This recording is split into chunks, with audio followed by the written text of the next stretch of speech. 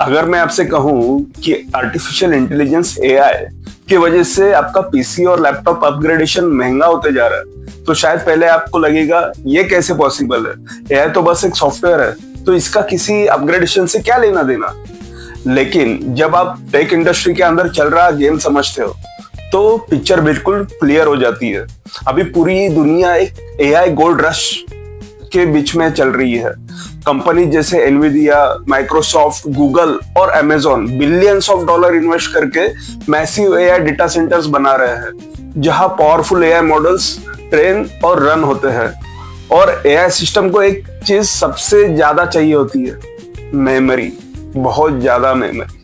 ये जो मेमोरी होती है ये अपने पीसी या लैपटॉप में लगने वाला नॉर्मल रैम नहीं होता, ये एक स्पेशल मेमोरी होती है जिसे कहते हैं HBM, high bandwidth memory. HBM इतनी फास्ट होती है कि AI chips huge amount of data extremely high speed पर प्रोसेस कर सकता है। इसी वजह से पावरफुल एआई जीपीयूज में HBM मेमोरी स्टिक्स यूज होते हैं। और एआई को इतनी ज्यादा मेमोरी चाहिए क्यों? क्योंकि मॉडर्न एआई मॉडल्स बहुत मैसी होते हैं, इसमें मिलियंस ऑफ पैरामीटर्स होते हैं और ह्यूज डेटा सेट पे ये ट्रेन किए जाते हैं।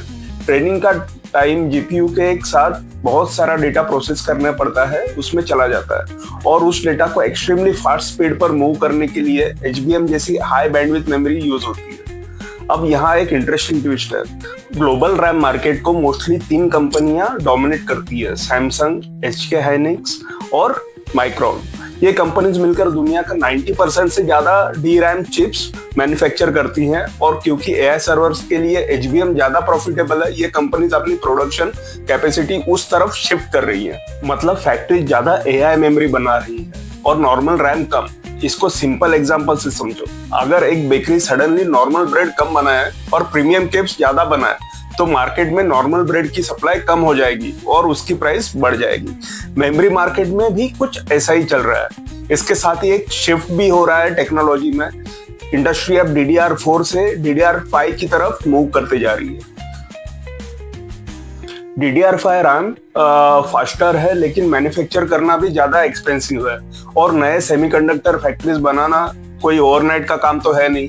एक चिप फैक्ट्री बनाने के लिए 3 से 5 साल लग सकते हैं, तो सप्लाई सडनली इंक्रीज भी नहीं हो सकता। और इसी वजह से एक्सपर्ट्स कह रहे हैं कि रैम प्राइसेस कुछ टाइम तक हाई रह सकते हैं।